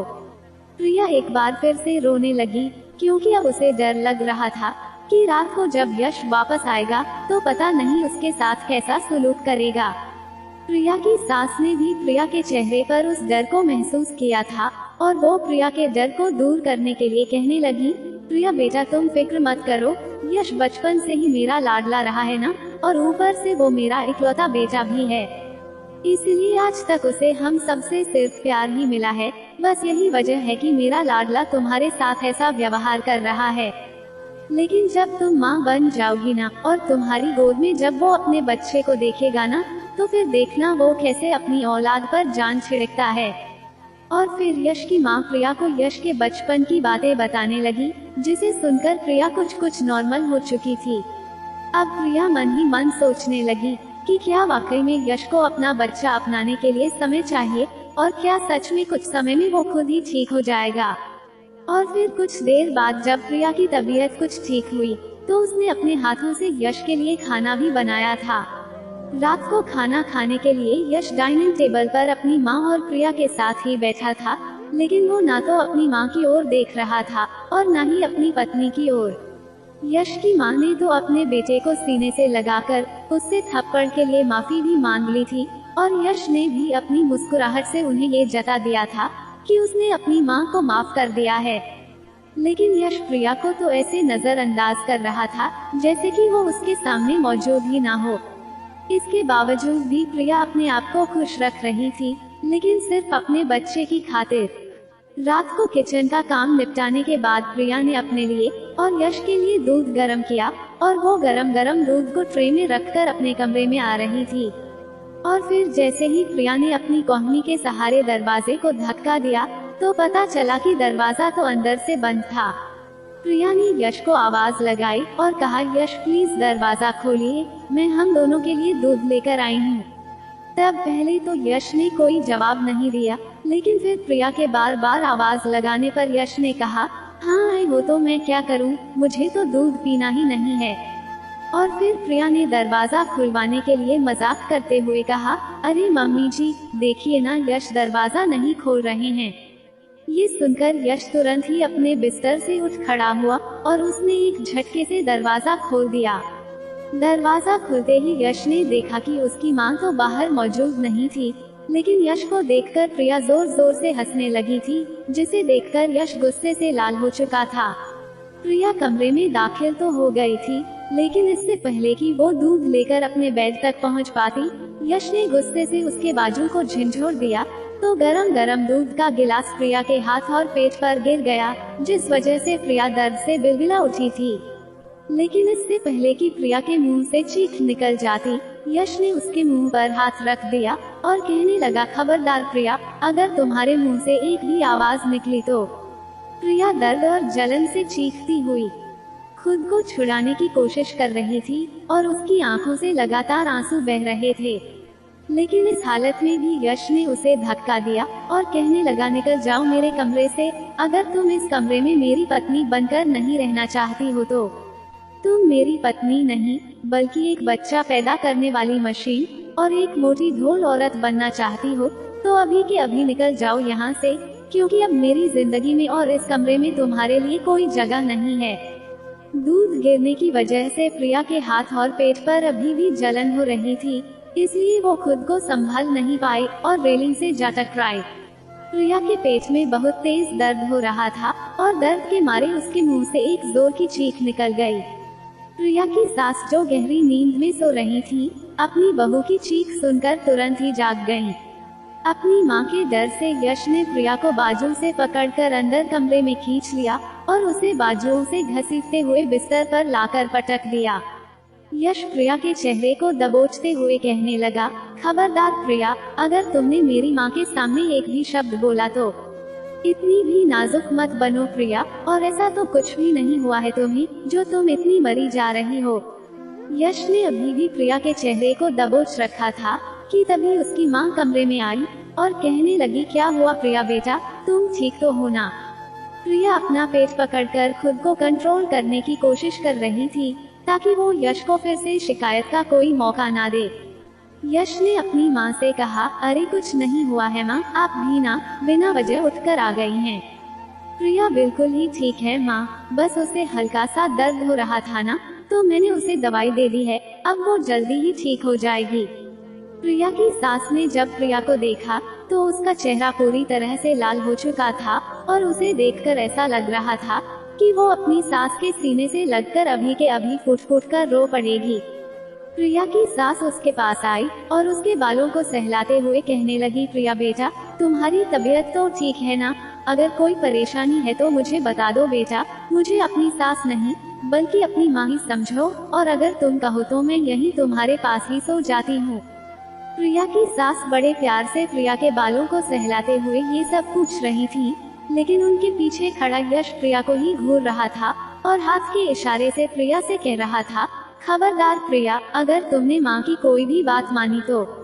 प्रिया ने एक गहरी सांस ली और फिर कांपती हुई आवाज में कहने लगी, अरे नहीं नहीं मम्मी जी, मैं तो बिल्कुल ठीक हूँ, आप जाइए और जाकर सो जाइए, और आप तो बेवजह ही इतना टेंशन ले रही हैं। मुझे तो बस थोड़ा सा चक्कर आ गया था, इसीलिए दूध का गिलास हाथ से गिर गया, लेकिन अब यश मरहम पट्टी कर देंगे ना तो मैं बिल्कुल ही ठीक हो जाऊंगी। प्रिया ने अपनी सास को यकीन दिलाया कि उसे कुछ भी नहीं हुआ है, तो वो भी बेफिक्र होकर अपने कमरे में चली गईं। लेकिन जाने से पहले उन्होंने अपनी निगरानी में यश से कहकर प्रिया के हाथ पर मरहम जरूर लगवाई थी। जैसे ही प्रिया की सास कमरे से बाहर गई, तो प्रिया अपनी आंखों में आए आंसुओं को रोक ना सकी और फूट फूट कर रोते हुए कहने लगी, मुझे बहुत दर्द हो रहा है यश, प्लीज मुझे डॉक्टर के पास ले चलो ना, मुझे बहुत ही ज्यादा तकलीफ हो रही है। यश, आप मेरे साथ ऐसा क्यों करते हैं? क्या आपको मेरी बिल्कुल भी परवाह नहीं है? आखिर मैं भी तो आपकी तरह ही एक जिंदा इंसान ही हूँ ना, तो क्या आपको मेरी हालत पर जरा सी भी दया नहीं आती? एक तरफ तो आप कहते हैं कि आप मुझसे प्यार करते हैं और आप मेरी जुदाई बर्दाश्त नहीं कर सकते, तो वहीं दूसरी तरफ आपका ऐसा रवैया, ये प्यार तो नहीं हो सकता है ना। आपको तो सिर्फ मेरी खूबसूरती से ही प्यार है, इसके अलावा आपको मेरी बिल्कुल भी परवाह नहीं है। ये सुनते ही यश गुस्से से अपने बालों को नोचते हुए कहने लगा, अब बस भी करो प्रिया, इतनी रात गए पता नहीं क्यों ज्ञान बांटने बैठ गई हो। मैं तुम्हें पसंद करता था, इसीलिए तो मैंने तुमसे शादी की है, और मैं तुमसे प्यार करता हूँ ये साबित करने के लिए इतना काफी नहीं है क्या? जरा सा कुछ हुआ नहीं कि तुरंत ही रोने धोने लग जाती हो। लाओ अब यहाँ दिखाओ मुझे अपना हाथ, कहीं तुम्हारा हाथ ज्यादा तो नहीं जल गया ना। ये कहते हुए यश प्रिया के करीब आकर बैठ गया और अगले ही पल यश प्रिया के जले हुए पेट पर दवा लगाने लगा, जो हल्का सा लाल हो चुका था। प्रिया अपनी आंखें बंद करके लेटी हुई थी और उसे अभी भी अपने पेट में उठ रहे दर्द का एहसास हो रहा था, और उसे ऐसा महसूस हो रहा था जैसे कि पेट के अंदर अभी भी कुछ कट रहा हो। प्रिया बार बार एक ही बात कह रही थी, यश मुझे बहुत ज्यादा दर्द हो रहा है, प्लीज मुझे डॉक्टर के पास ले चलो ना, कहीं कोई अनहोनी ना हो जाए। लेकिन प्रिया के मुंह से बार बार ये सब सुनने के बाद यश ने दराज से एक पेन किलर निकाली और प्रिया के हाथों में थमा दी। प्रिया ने तो मना भी किया था और कहने लगी, नहीं यश, प्रेगनेंसी में ऐसे कोई भी पेन किलर नहीं खाई जाती, और मुझे तो डॉक्टर ने बिना पूछे कोई भी मेडिसिन खाने के लिए सख्ती से मना किया है। लेकिन यश ने जबरदस्ती प्रिया के मुंह में वो पेन किलर ठूस दी थी और ऊपर से पानी का पूरा गिलास उसके गले में उंडेल दिया था। यश ने कहा, प्रिया ये तुम्हारी डॉक्टर भी ना बेवजह ही ड्रामा करती रहती है, खुद एक साथ 10-10 दवाइयाँ दे दे तो कोई बात नहीं, लेकिन अगर हम घर पर ही कोई पेन किलर भी खा ले तो दुनिया भर की बातें सुनाएगी। खैर जो भी था, लेकिन पता नहीं यश ने प्रिया को ऐसी कौन सी पेन किलर दी थी जिसने कुछ ही मिनटों में अपना असर दिखा दिया था, और कुछ देर बाद ही प्रिया का दर्द अब काफी कम हो चुका था। कुछ देर बाद यश भी प्रिया के पास आकर लेट गया और कहने लगा, देखो प्रिया, आज तो तुमने मेरे प्यार पर सवाल उठा दिया, लेकिन आगे से तुम ऐसा कुछ भी नहीं बोलोगी, समझी ना। माना कि तुम मेरी पत्नी हो, लेकिन इसका मतलब ये तो नहीं है ना कि तुम कभी भी मेरे प्यार पर सवाल खड़ा कर दो। और तुम्हें समझ क्यों नहीं आता प्रिया कि ये मेरा प्यार ही तो है जो मैं तुम्हें रात रात भर सोने नहीं देता, और पूरी रात जागकर मैं तुम पर अपने प्यार की बारिश करता रहता हूँ। अब तुम ही बताओ प्रिया, अगर मुझे तुम्हें दिलचस्पी नहीं होती और मैं तुमसे प्यार नहीं करता, तो क्या मैं तुम्हें इस तरह से सारी रात जगाए रखता? अरे मैं तो तुम्हें हाथ तक नहीं लगाता। क्या तुमने कभी सुना है कि कुछ पति तो अपनी पत्नी के पास जाते ही उलझन महसूस करते हैं, और अपनी पत्नी के शरीर से आने वाली लहसुन और प्याज की बदबू उन्हें उनके पास भी नहीं जाने देती, और ऐसे ही पति दूसरी शादी भी कर लेते हैं। प्रिया मेरी जान, तुम्हें तो खुश होना चाहिए कि तुम्हारा पति तुम्हारी खूबसूरती का दीवाना है, और वो तुम्हारी खूबसूरती को वेस्ट नहीं होने देता, बल्कि रात रात भर जागकर तुम्हारी खूबसूरती की सराहना करता है। ये सुनकर प्रिया का दिल सहम चुका था, और वो यश की ऐसे बेदर्द जुनून को ही उसका प्यार समझकर खामोश हो चुकी थी, जबकि बातों ही बातों में यश एक बार फिर से प्रिया के करीब आ चुका था। प्रिया ने भी एक आखिरी बार यश से विनती करते हुए कहा, यश प्लीज ऐसा मत करो ना, डॉक्टर ने सख्ती से मना किया है, और आपके ऐसा करने से मुझे बहुत दर्द भी होता है। लेकिन आज यश ने भी बहुत ही प्यार से प्रिया के चेहरे को अपने हाथों में थाम लिया और कहने लगा, प्रिया मेरी जान, सिर्फ एक बार मुझे अपने पास आने दो ना, और अपनी सारी प्यास बुझा लेने दो। उसके बाद मैं तुम्हारे पास नहीं आऊँगा, और ये मेरा वादा है तुमसे, बस सिर्फ और सिर्फ आज की रात के लिए मैं तुम्हारी संगत में डूब जाना चाहता हूँ। प्रिया ने भी यश की जिद के आगे हार मान ली और एक बार फिर से खुद को यश के हवाले कर दिया, और आज उसे जितनी भी तकलीफ हुई थी उसने बर्दाश्त करने की पूरी कोशिश की थी। डॉक्टर की सलाह के बावजूद भी प्रिया ने खुद को यश के हवाले कर दिया था, और अब तो रात के 2 बज चुके थे, लेकिन यश तो रुकने का नाम ही नहीं ले रहा था। कुछ देर बाद प्रिया को कमजोरी सी महसूस होने लगी थी, और उसकी आंखों के आगे अंधेरा भी छाने लगा था। बेहोश होने से पहले प्रिया ने यश से विनती करते हुए कहा, प्लीज यश, प्लीज अब बस भी कर दो ना, मुझे चक्कर आ रहे हैं, और अब तो मुझे ऐसा लगता है कि मैं मर जाऊंगी। लेकिन यश ने प्रिया के होठों को मसलते हुए कहा, नहीं ना प्रिया, बस कुछ देर और प्रिया। ये कहते हुए यश एक बार फिर से प्रिया के वजूद में खो चुका था। और फिर एक वक्त ऐसा भी आया जब प्रिया दुनिया से बेखबर होकर अपनी आंखें बंद कर चुकी थी और वो बस बेहोश होने ही वाली थी। जबकि यश लगातार प्रिया के चेहरे पर अपनी उंगलियां चलाते हुए कहने लगा, नहीं प्रिया नहीं, अपनी आंखें बंद मत करना। यहाँ मेरे सामने देखो प्रिया, और मेरा साथ दो, मुझे तुम्हारे साथ की जरूरत है। अभी तो यश प्रिया को यही कह रहा था, लेकिन प्रिया तो जैसे हर एक चीज से बेखबर हो चुकी थी और उसकी आंखें बंद होने लगी थी। और ये देखकर यश को प्रिया पर बहुत ही ज्यादा गुस्सा आया और अगले ही पल उसने प्रिया के साथ एक ऐसी हरकत कर दी कि प्रिया के गले से एक जोरदार चीख निकल गई और ऐसा लग रहा था जैसे कि प्रिया की चीख के साथ साथ उसकी जान भी निकल गई हो। आज पहली बार प्रिया को अपने पति से नफरत महसूस हो रही थी, क्योंकि इतनी तकलीफ देने के बाद भी यश प्रिया के मुंह पर हाथ रखकर कहने लगा, खबरदार प्रिया, बिल्कुल भी चुप रहना, और अब तुम्हारे मुंह से एक जरा सी भी आवाज नहीं निकलनी चाहिए। जबकि प्रिया दर्द से इतनी तड़प रही थी कि उसकी चीखने और चिल्लाने की आवाजें बाहर तक सुनाई दे रही थी। यश की मां लगातार दरवाजा खटखटा रही थी, लेकिन दरवाजा खोलने से पहले यश प्रिया को वार्निंग देते हुए कहने लगा, खबरदार प्रिया, अगर तुमने माँ को कुछ भी बताया तो वरना तुम्हारा वो हाल करूँगा कि आज का दर्द तो उस दर्द के सामने ना के बराबर होगा। और फिर जैसे ही दरवाजा खुला तो प्रिया अपनी सास के सीने से लगकर फूट फूट कर रोना चाहती थी, लेकिन जैसे ही उसने बेड से नीचे उतरने के लिए अपना कदम जमीन पर रखा तो कमजोरी की वजह से वो वहीं धड़ाम से जमीन पर गिर गई। प्रिया को इस तरह से जमीन पर गिरते देखकर यश की मां जल्दी से आगे बढ़ी और प्रिया की हालत देखकर ही उन्हें बहुत कुछ समझ में आ गया था, लेकिन उन्हें ये समझ नहीं आ रहा था कि वो अपने बेटे को कैसे समझाएं ताकि वो अपनी हरकतों से बाज आ जाए। प्रिया को तुरंत ही अस्पताल ले जाया गया और जब डॉक्टर ने उसकी हालत देखी तो वो अपना सिर पकड़कर बैठ गई और कहने लगी, इस बच्ची की शादी किसी जानवर से करा दी गई है या फिर किसी शैतान से। वो तो एक जानवर या फिर शैतान ही हो सकता है, क्योंकि अगर वो इंसान होता तो ऐसा कभी नहीं करता। इस बच्ची की हालत तो देखिए, मुझे तो लगता है कि आप लोगों ने इस बच्ची की शादी किसी भेड़िए से करा दी है, जिसके लिए ये बच्ची उसकी प्यास बुझाने का बस एक जरिया है।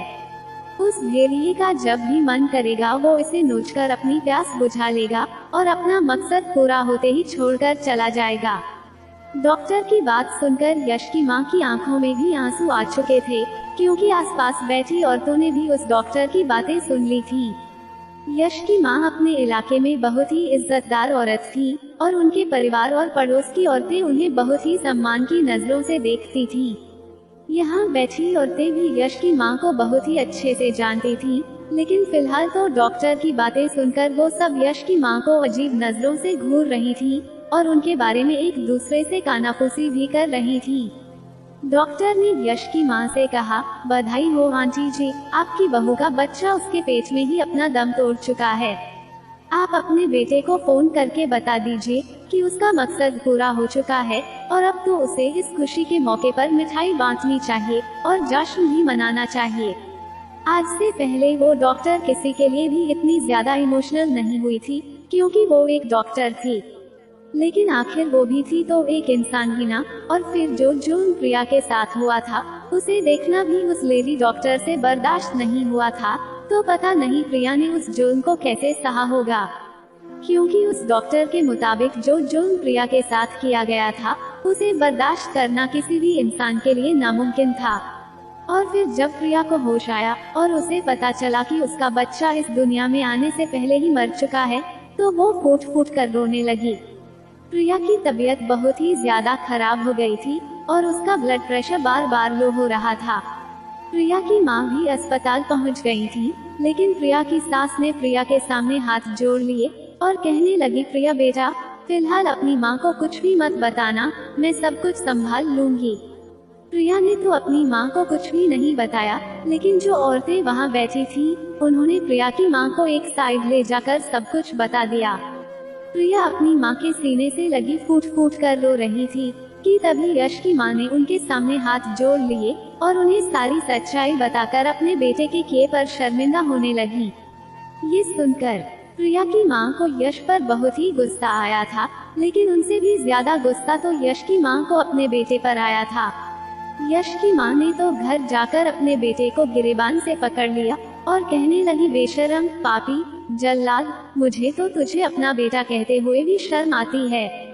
मैंने तुझे 9 महीने तक अपनी कोख में रखा और जब से तू पैदा हुआ है मेरी सिर्फ एक ही कोशिश रही थी कि मैं तुझे एक अच्छी परवरिश और अच्छे संस्कार दूं ताकि तू एक अच्छा इंसान बन सके। लेकिन तूने अपनी पत्नी के साथ जो कुछ भी किया है ना, मुझे तो तेरे चेहरे से भी नफरत हो गई है और मुझे तो घिन महसूस होती है तुझे अपना बेटा कहते हुए भी। ये सुनकर भी यश की आंखों में बिल्कुल भी शर्म नहीं थी, बल्कि वो तो बड़ी सफाई से झूठ बोलते हुए और खुद को सही साबित करते हुए कहने लगा, माँ प्रिया झूठ बोल रही है, मैंने उसके साथ ऐसा कुछ भी नहीं किया है।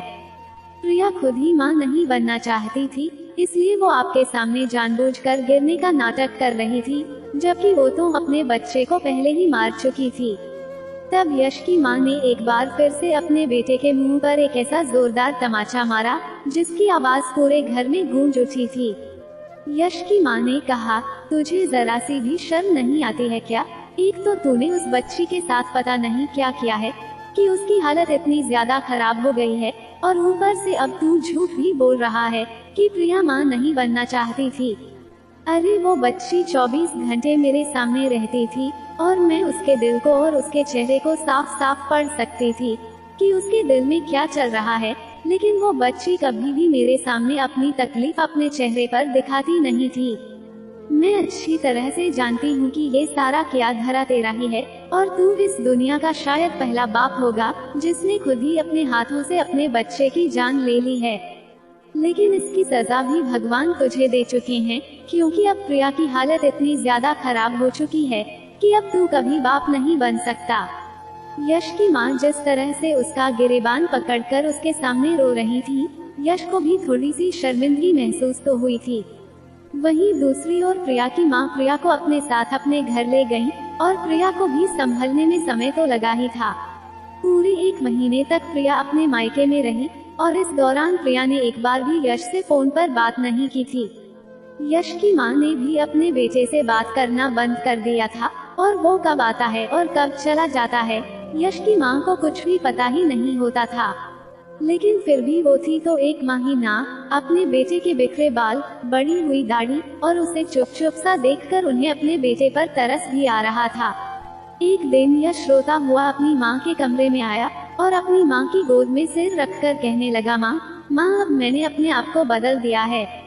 माँ क्या आप जानती हैं कि मुझ में ये बदलाव कैसे आया है, और आज मुझे अपनी गलतियों का एहसास हो रहा है कि मैंने कितनी बड़ी गलती कर दी है। गलती नहीं माँ, मैंने तो पाप किया है, पाप, अपने ही हाथों से अपने बच्चे को मार डालने का पाप। और ये एहसास मुझे आज हुआ जब मेरा दोस्त मुझे खुशी से उछलते हुए बता रहा था कि वो बाप बनने वाला है। मेरे सामने ही उसने अपने बच्चे के लिए छोटे छोटे कपड़े खरीदे और वो बहुत खुश होकर मुझे अपने बच्चे के बारे में बता रहा था और मैं खुद बना उसका चेहरा देख रहा था। माँ मुझे अपने किए पर बहुत पछतावा हो रहा है, प्लीज मुझे कुछ तो बताइए ना माँ कि अब मैं क्या करूँ।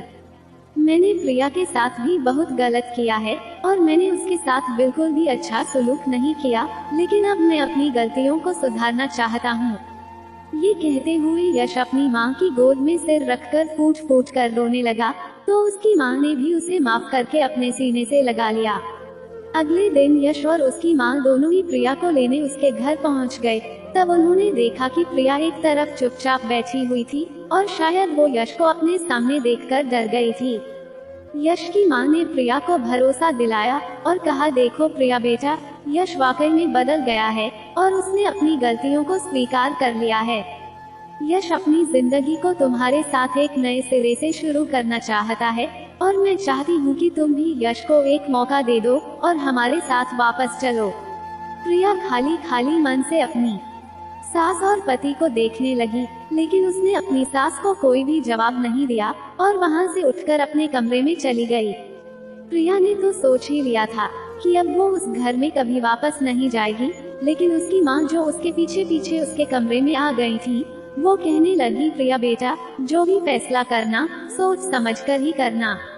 अपना फैसला लेते वक्त एक बात जरूर ध्यान में रखना बेटा, कि हम जिस समाज में रहते हैं वहाँ अगर लड़कियाँ अपने ससुराल को छोड़ने की पहल करती हैं तो गलत लड़कियों को ही ठहराया जाता है, और फिर ऐसी लड़कियों के लिए और उसके पूरे परिवार के लिए लोग कैसे कैसे शब्दों का इस्तेमाल करते हैं, ये तो तुम अच्छी तरह से जानती हो।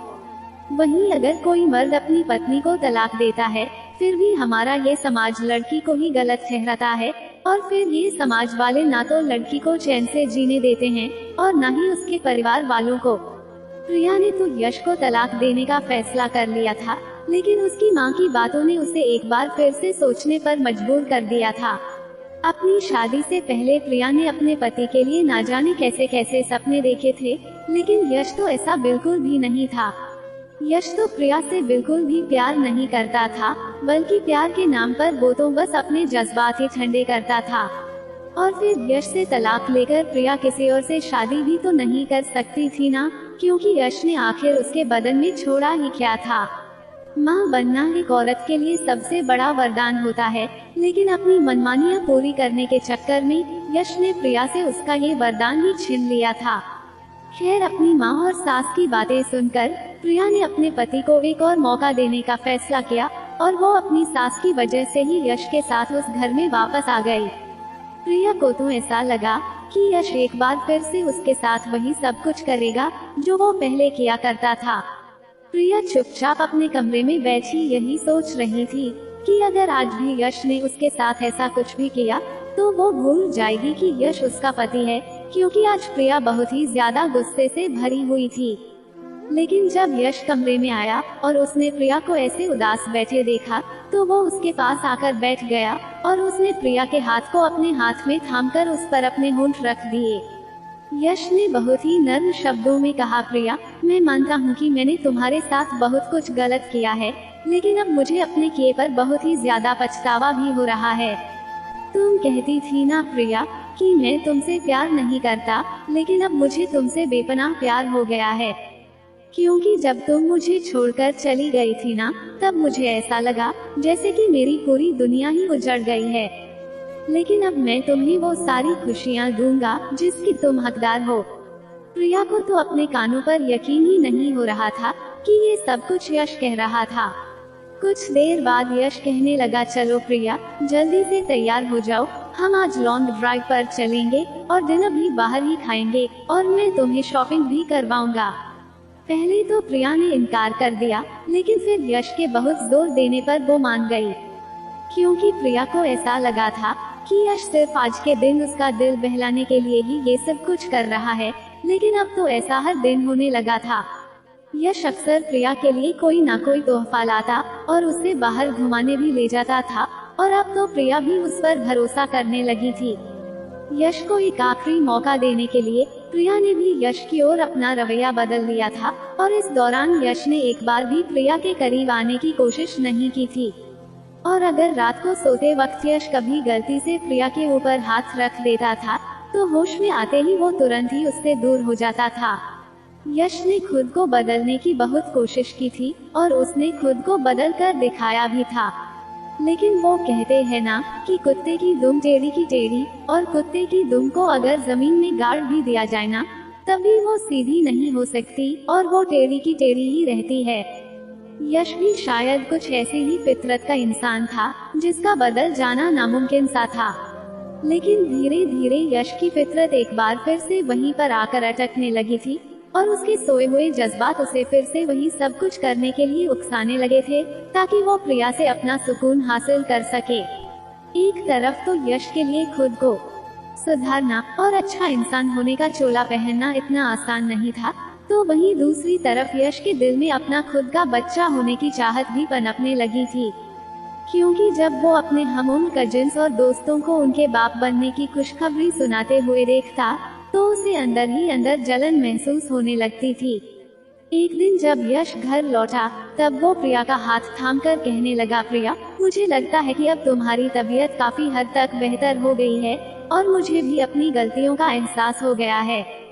इसलिए मैं चाहता हूँ कि तुम मेरे बच्चे की माँ बनो, और मैं वादा करता हूँ कि इस बार मैं तुम्हारा बहुत ही अच्छी तरह से ख्याल रखूंगा। ये सुनकर प्रिया के चेहरे के भाव बदल गए और वो कहने लगी, आपने बहुत देर कर दी है यश। डॉक्टर ने साफ साफ कह दिया है कि अब मैं दोबारा कभी माँ नहीं बन सकती। मैं तो अब आपके लिए बस आपके इस्तेमाल करने का सामान बनकर रह गई हूँ।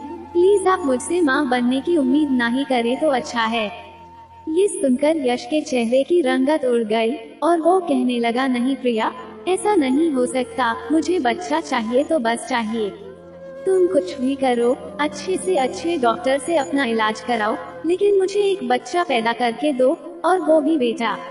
प्रिया को अब यश की दिमागी हालत पर शक सा होने लगा था कि ये कैसा इंसान है भला, जो किसी वक्त प्रिया को बच्चे होने पर परेशान करके रख देता था और अब जिद में आकर किसी भी कीमत पर बच्चा पैदा करके दो की मांग कर रहा था। यश प्रिया को एक बार फिर से डॉक्टर के पास ले गया, लेकिन डॉक्टर ने भी यही कहा कि प्रिया अब कभी भी मां नहीं बन सकती। इन सब बातों का यश के दिमाग पर इतना गहरा असर हुआ कि वो कुछ दिनों तक तो चुप रहा, लेकिन फिर धीरे धीरे प्रिया के लिए उसका रवैया बदलने लगा था। यश हर छोटी छोटी बात पर प्रिया से लड़ता रहता था और उसे बांझ होने का ताना भी देता था, यहाँ तक कि वो प्रिया पर हाथ भी उठा देता था। रोज के ऐसे टेंशन भरे माहौल की वजह से यश की मां तो डिप्रेशन में आकर बिस्तर से लग गई थी और अब तो प्रिया को उनकी भी देखभाल करनी पड़ती थी। कभी कभार प्रिया उन्हें टहलने के लिए पास वाले गार्डन में ले जाती थी, तो कभी कभी घर में ही उनके पास बैठकर उनसे बातें करती थी। एक दिन यश घर आकर प्रिया से कहने लगा, प्रिया, मैं दूसरी शादी करने जा रहा हूँ, क्योंकि मैं तुम्हारे जैसी बांझ औरत के साथ नहीं रहना चाहता हूँ। ये सुनते ही प्रिया का चेहरा गुस्से से लाल हो गया और उसने एक जोरदार तमाचा यश के गाल पर दे मारा और कहने लगी, मिस्टर यश माथुर, बकवास बंद करो अपनी। तुम होते कौन हो मुझे बांझ कहने वाले? और अगर आज मैं बांझ बन भी गई हूँ तो सिर्फ और सिर्फ तुम्हारी वजह से आज मेरा ये हाल हो गया है, वरना मैं तो बिल्कुल ठीक थी। शर्म आती है मुझे तुम्हें अपना पति कहते हुए भी। तुम्हारे जैसे जल्लाद इंसान के लिए मैंने अपना सब कुछ खो दिया और आज तुम ही मुझे बांझ होने के ताने दे रहे हो। कुछ दिनों से हर रोज प्रिया पर हाथ उठाने वाले यश के खुद के मुंह पर आज तमाचा पड़ा तो उसे इतना गुस्सा आया कि उसने गुस्से में आकर प्रिया को आधी रात को ही घर से बाहर निकाल दिया और कहने लगा, निकल जाओ मेरे घर से, मैं तुम्हारी शक्ल भी नहीं देखना चाहता। मैं किसी ऐसी लड़की से शादी करूंगा जो तुमसे भी ज्यादा खूबसूरत और वेल एजुकेटेड होगी और मुझे मेरा वारिस भी पैदा करके देगी। रात काफी हो चुकी थी, इसलिए बिना कोई बहस किए प्रिया चुपचाप अपने माँ पापा के घर वापस लौट गई और सुबह जब यश की माँ को इस बारे में पता चला तो उन्हें अचानक ही दिल का दौरा पड़ा और उनकी वहीं मौत हो गई। अपनी मां की मौत की खबर सुनकर यश को धक्का जरूर लगा था, लेकिन वो जल्द ही संभल भी गया था। कुछ दिनों बाद यश को अपने एक दोस्त की रिश्तेदारी में एक लड़की पसंद आ गई जो अच्छी खासी पढ़ी लिखी थी और वो प्रिया से कई गुना ज्यादा खूबसूरत भी थी। 3 महीने बाद यश ने बेला से शादी कर ली और उसे अपनी पत्नी बनाकर अपने घर ले आया। यश बेला के साथ भी वही सब कुछ करता था जो वो प्रिया के साथ करता था, लेकिन बेला बहुत ही शातिर दिमाग लड़की थी और वो बड़ी होशियारी से यश का घर और सारी जायदाद अपने नाम करवा चुकी थी। शादी के सिर्फ 4 महीने बाद ही जब बेला प्रेग्नेंट हुई तब यश की खुशी का तो कोई ठिकाना ही नहीं रहा। लेकिन जब 5वें महीने पर यश बेला को चेकअप के लिए अस्पताल लेकर गया तो डॉक्टर ने उसे बताया कि बेला जुड़वा बच्चियों की मां बनने वाली है। बेटियों के बारे में सुनकर तो यश आग बबूला हो चुका था और घर लौटने के बाद वो बेला को बेल्ट से मारने लगा और कहने लगा, तेरी हिम्मत भी कैसे हुई बेटियों को पैदा करने की? तुझे तो मैंने बेटा पैदा करने के लिए कहा था ना, तो फिर ये बेटियां बीच में कहां से आ गईं? यश बेला को जबरदस्ती कुछ ऐसी मेडिसिन खिला रहा था जिससे कि उसकी बच्चियां इस दुनिया में आंखें ही ना खोल सके, जबकि बेला वो मेडिसिन खाने से साफ इनकार कर रही थी। लेकिन यश उसे वो मेडिसिन खिलाकर अपने मकसद में कामयाब हो चुका था। बेला को इस बात का इतना बड़ा सदमा लगा था कि पहले कुछ दिन तक तो वो अपनी बच्चियों के गम में बस रोती ही रहती थी, लेकिन फिर जब उसके दिल में यश के लिए प्यार की जगह नफरत ने ले ली तो उसने भी यश से बदला लेने का ठान लिया। अब भी यश हर रात बेला पर बिल्कुल वैसे ही टूट पड़ता था और उसका भी वही हाल करता था जैसे कि प्रिया का किया करता था। लेकिन फिर धीरे धीरे यश की तबीयत खराब रहने लगी और वो जब भी घर आता था तो वो आते ही सो जाता था। यश हर रोज कोशिश करता था कि वो अपनी पत्नी के साथ रोमांस करे, लेकिन अब उसके अंदर से ये इच्छा खत्म होती जा रही थी। और फिर एक वक्त ऐसा भी आया जब यश बिल्कुल कमजोर हड्डियों का ढांचा बनकर रह गया था, जबकि बेला पहले से भी ज्यादा खूबसूरत होती जा रही थी। लेकिन भगवान ने यश के कर्मों की सजा सिर्फ इतनी ही नहीं लिखी थी, क्योंकि कुछ दिनों बाद जब यश अपने ऑफिस से घर लौट रहा था तब अचानक ही उसका बहुत बड़ा एक्सीडेंट हो गया और उसकी कमर से नीचे का हिस्सा पैरालाइज्ड हो गया। अपनी हालत देखकर यश अक्सर चीखता चिल्लाता, लेकिन अब उसकी पुकार सुनने वाला कोई भी नहीं था। आज भी यश अपनी हालत पर तरस खाकर रो रहा था कि तभी बेला उसके पास आकर बैठ गई और उसकी शर्ट के बटन बंद करते हुए कहने लगी, बहुत शौक था ना तुम्हें सारी रात अपनी मनमानियां करने का, और बड़ा मजा आता था ना तुम्हें अपनी पत्नियों को तकलीफ पहुंचाकर और उन्हें दर्द में तड़पते हुए देखकर। लेकिन भगवान ने तुम्हें तुम्हारे किए की सजा दे दी है, और ये उसी जुल्म की सजा है जो तुम प्रिया और मेरे साथ करते थे। तुमने दो लड़कियों की जिंदगी बर्बाद कर दी और तीन अनजन्मे बच्चों के कातिल हो तुम्हें तो इससे भी बदतर सजा मिलनी चाहिए थी। चलो कोई बात नहीं, भगवान ने शायद ये सजा देने का हक मेरे हिस्से में लिखा है, और मैं तुम्हें ये सजा सुनाती हूँ कि मेरे और प्रिया के बच्चे को मारने के जुर्म में और मुझे और प्रिया को दुख दर्द और तकलीफ देने के जुर्म में आज से मैं तुम्हें नामर्द कहकर पुकारूंगी और तुम्हारे हाथों में चूड़ियाँ भी पहनाऊंगी, क्योंकि औरतों पर जुर्म करने वाला इंसान मर्द तो नहीं हो सकता ना। अरे ऐसे इंसान तो नामर्द होते हैं, नामर्द, जैसे कि तुम हो। इतना कहकर बेला अपने कंधे पर बैग लटकाए बाहर निकल गई, जबकि यश चिल्लाता हुआ व्हीलचेयर से गिर चुका था, लेकिन आज उसे सहारा देने वाला कोई भी नहीं था। ये सब बातें यश की बर्दाश्त से बाहर थी, लेकिन वो इसी लायक था क्योंकि वो औरतों को अपना सुकून हासिल करने का सामान समझता था। कुछ महीने गुजरे तो प्रिया के लिए अच्छे रिश्ते आने लगे थे, लेकिन उन रिश्तों में एक रिश्ता ऐसा भी था जो अपने कॉलेज के दिनों से ही प्रिया से प्यार करता था। पुष्कर अपनी मेडिकल की पढ़ाई पूरी करने विदेश गया हुआ था, और जब वो अपनी पढ़ाई पूरी करके वापस लौटा तब तक यहाँ प्रिया की शादी यश से हो चुकी थी। प्रिया की शादी की खबर ने पुष्कर के दिल को तोड़कर रख दिया था, लेकिन अब जब उसे प्रिया के तलाक की खबर मिली तो उसने एक पल की भी देरी किए बिना अपनी मां को रिश्ते की बात करने के लिए भेज दिया। प्रिया ने पहले तो इस शादी से साफ इनकार कर दिया, लेकिन फिर अपनी मां के समझाने पर वो पुष्कर से मिलने के लिए राजी हो गई। पुष्कर के लिए तो आज भी प्रिया बिल्कुल वैसे ही थी जैसे शादी से पहले हुआ करती थी। प्रिया ने पुष्कर से मिलकर उसे सारी सच्चाई बता दी और ये भी कहा कि अब वो कभी मां नहीं बन सकती। लेकिन इसके बावजूद भी पुष्कर ने प्रिया को स्वीकार कर लिया और कहने लगा, प्रिया, जो कुछ भी तुम्हारे साथ हुआ उसमें तुम्हारी तो कोई गलती नहीं थी ना, तो फिर तुम अपने आप को दोष क्यों दे रही हो। प्रिया ने कहा, पुष्कर जी, अब मैं मां नहीं बन सकती तो क्या फिर भी आपके घर वाले मुझे अपना लेंगे। तब पुष्कर ने कहा, हाँ प्रिया, मेरे घर में सिर्फ मैं और मेरी माँ ही रहते हैं और मुझे पूरा यकीन है कि मेरी पसंद ही मेरी माँ की पसंद होगी। और फिर जब पुष्कर ने अपनी माँ को सारी सच्चाई बताई तो उन्होंने भी वाकई में कोई एतराज नहीं जताया, क्योंकि उनके लिए अपने बेटे की खुशी से बढ़कर कुछ भी मायने नहीं रखता था।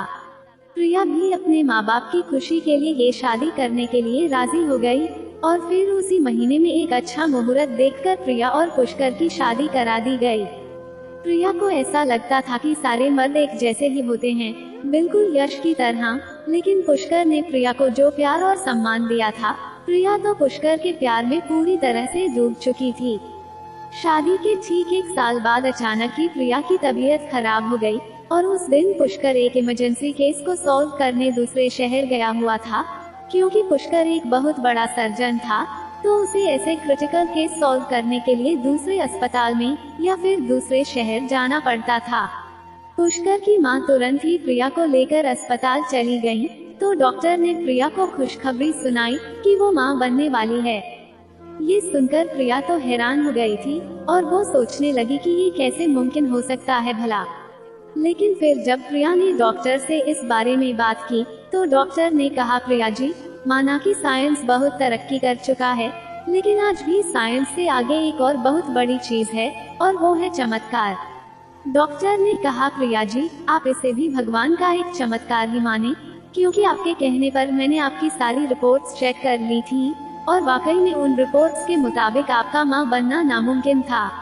लेकिन भगवान के आगे किसकी चलती है भला, पता नहीं कब वो नामुमकिन को मुमकिन में बदल दे, ये तो कोई भी नहीं जानता।